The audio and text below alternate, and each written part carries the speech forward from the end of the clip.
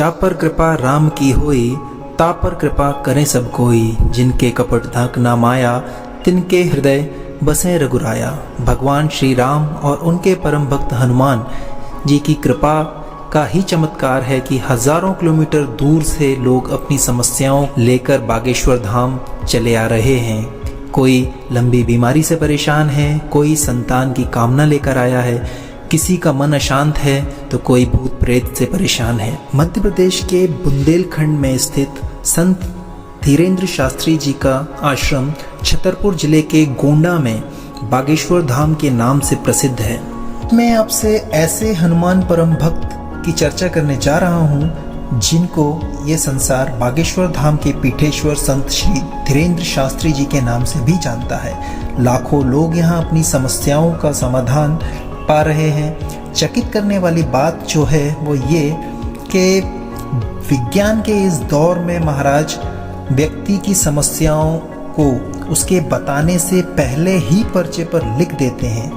ये बात उन्हें खास बनाती है। बार में आए लोगों की समस्याओं को बताने से पहले ही महाराज उनका भूत भविष्य न केवल जान लेते हैं बल्कि उनकी समस्याओं का समाधान भी देते हैं, वो भी पूरी तरह निःशुल्क। महाराज धीरेन्द्र शास्त्री जी का जन्म ग्राम गढ़ा में 10 जुलाई 1996 को हुआ।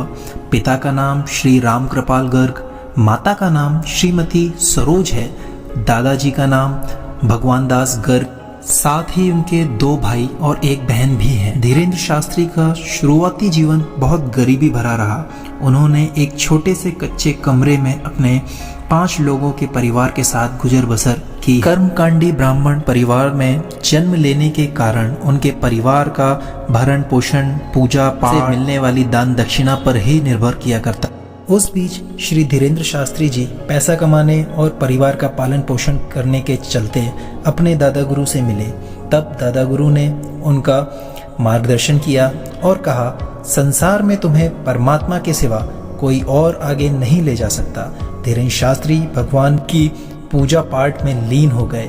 फिर कुछ समय बाद दादा गुरु के काशीवास होने के बाद उन्हें काफ़ी अकेलापन महसूस होने लगा। कोई संभालने वाला और प्रेरणा देने वाला जीवन में जो ना बचा था। वे काफ़ी परेशान रहने लगे, रोते थे, काफ़ी दुखी रहते थे। एक दिन उन्हें स्वप्न आया कि अगर आगे बढ़ना है तो साधना मार्ग को तेज करो। अब ये साधना मार्ग कौन सा है, क्या होता है, साधना करें किसकी करें, इसका ज्ञान ना होने के वजह से अपने पिताजी से इस बारे में बात करने के लिए गए। पिताजी ने उनकी बातों को अनसुना कर दिया। फिर जब बार बार वही स्वप्न आने लगे, बागेश्वर बालाजी की प्रेरणाएं मिल रही थी कि अज्ञातवास की साधना करने की, कि आप अज्ञातवास की साधना करें। आप अज्ञातवास साधना से ही संसार की कठिनाइयों को पार कर सकते हैं। आप लोगों के जीवन में एक ऊर्जा और प्रकाश प्रकाशित कर सकते हो। भावना के मन में लगातार होने के कारण जब इस बारे में पता लगाया अज्ञातवास होता क्या है, तब पांडवों की अज्ञातवास के बारे में पता लगा। जब उसे पढ़ा समझा तब समझ आया कि पांडवों को महाभारत में विजय इस साधना से ही मिली थी। तब चीज़ें क्लियर हुई कि अज्ञातवास साधना के प्रेरणा बागेश्वर बालाजी महाराज जो दे रहे थे वो क्या है। तब धीरेन्द्र शास्त्री ने सब छोड़कर अज्ञातवास साधना सदगुरु सन्यासी बाबा जो कि कुल गुरु थे उनके सानिध्य में पूरी की। वहीं से बागेश्वर बालाजी से प्रेरणा मिली कि अब आप घर जाएं और जन कल्याण में सहयोग दें। फिर धीरेन्द्र शास्त्री अपने घर आए और वापस पूजा पाठ प्रारंभ कर जन कल्याण में अपना सहयोग दिया। अज्ञातवास में साधना के कठिन मार्ग पर चलते हुए धीरेन्द्र शास्त्री जी ने उस भगवत कृपा को अर्जित किया जिसे देख लोग अचंभित रह जाते हैं। बागेश्वर धाम में लोग देश दुनिया से अपनी समस्याओं को लेकर आते हैं। जिनकी समस्याओं का समाधान यहाँ हुआ अनुभव चौंकाने वाले हैं।